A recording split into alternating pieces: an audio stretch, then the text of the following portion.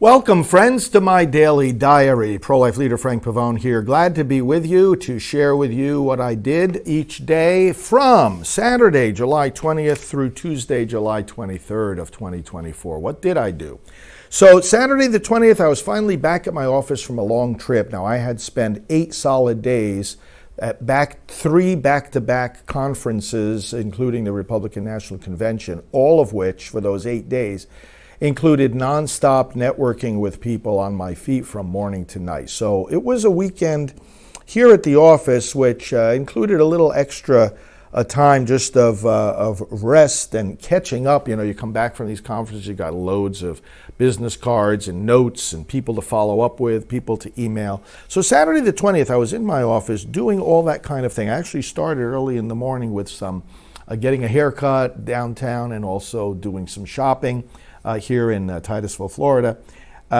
Did all those things early in the morning, before 7 o'clock, and then came and began catching up at my desk with various emails. Some of the things I had to email people about included our new media advisors for Priests for Life, communication with Congressman Chris Smith, communication with Pastor Robert Jeffries, whom you might know from television. He I had a fire in his church out there in Dallas, and I emailed our prayers to him. Approval of some online advertising that we're doing, arranging for a pastoral team, reading and scheduling of our meetings, scheduling of other things, trips, interviews, and so forth, broadcasting, and planning for things we're doing with Right Side Broadcasting Network. I had my 10 a.m. live scripture broadcast on Saturday the 20th, done right here from this desk, and then continued with my desk work and took my daily walk and tuned in the late afternoon to the President Trump rally going on from Michigan. Went to bed early, actually, on that Saturday night, the 20th. Then came Sunday, the 21st of July, some email work at my desk, staff management meetings that we had to plan, trip plans for many confirmed trips coming in, and also preparation for the meeting of the National Pro-Life Religious Council that is coming up. I did also, again, my 10 a.m. scripture broadcast live from right from this studio. And then more of the same throughout the afternoon with plans, preparations for broadcasts, planning for upcoming trips and meetings with staff and programs that we're going to create and work in regard to the ballot initiatives, pro-abortion ballot initiatives in the various states. We're not only gathering lots of information about that, but also communicating with the leaders in the different states who are fighting against that. So that was the continued activity together, of course, with prayer and worship, being it was the Lord's Day. Monday the 22nd, here in the office with staff. Some of the things dealing with on email included upcoming trip plans, strategizing with 40 Days for Life, and also broadcast plans. Some of the things specifically, let's see, there was a telephone call with one of the leaders of 40 Days for Life. Some interaction with staff in regard to mailings going out. 10:30 meeting with our executive director for planning. 11 a.m. meeting with some of our administrative team in regard to staff training and other things. Noontime, we had a media outlet from Orlando come visit us here at our studios, and they interviewed me at length about the amendment for the pro-abortion ballot measure here in Florida. That was a good interview, had some quick lunch after that, and then at 1:30 was back here in the studio interviewing our special counsel. He's a constitutional attorney, and we talked about some of the cases against peaceful pro-lifers who are sitting in jail for no reason other than we have a weaponized government trying to intimidate us. After that interview, I then taped one of our Praying for America programs.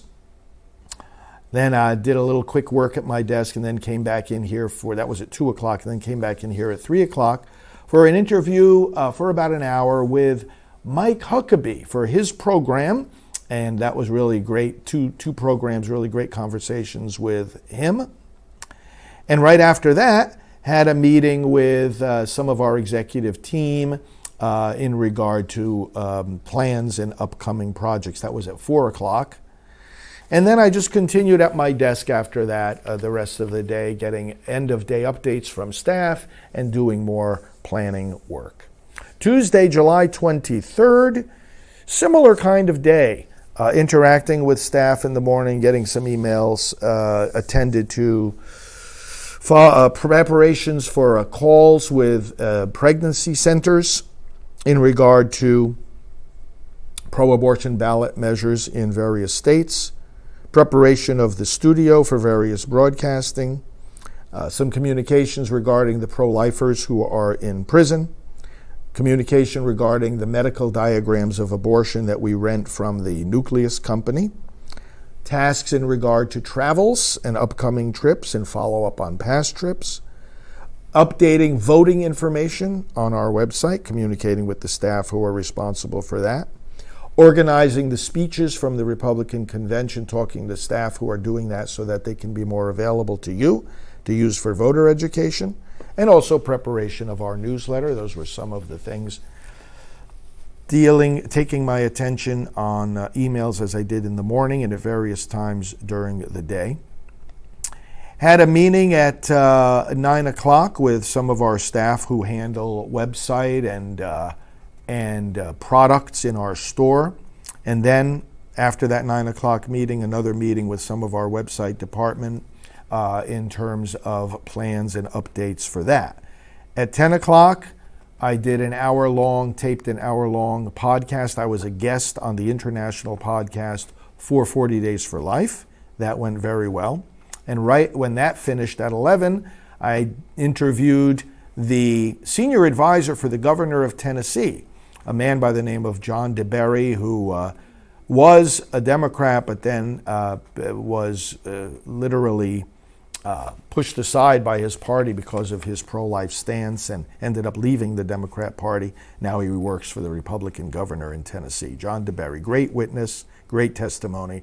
Interviewed him from 11 to 11:30.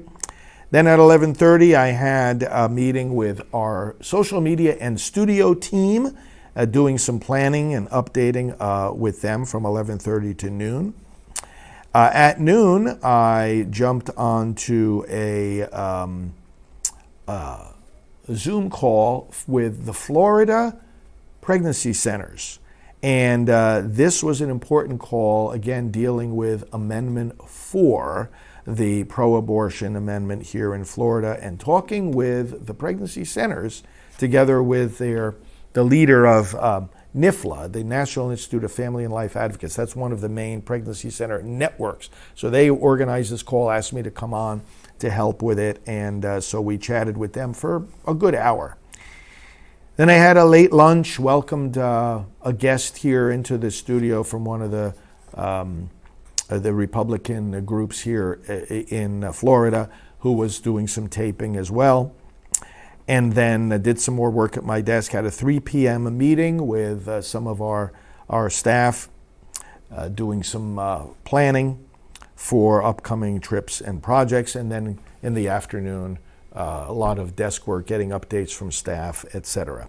In the evening, I visited with our executive director over in Merritt Island, where she has her office, and we had to catch up on some work over there, and then came back to my office later at night. And those were the days from Saturday through Tuesday, the 20th through the 23rd of July, 2024. Hope your days are fruitful as well. Know of our prayers and support, and thanks for your support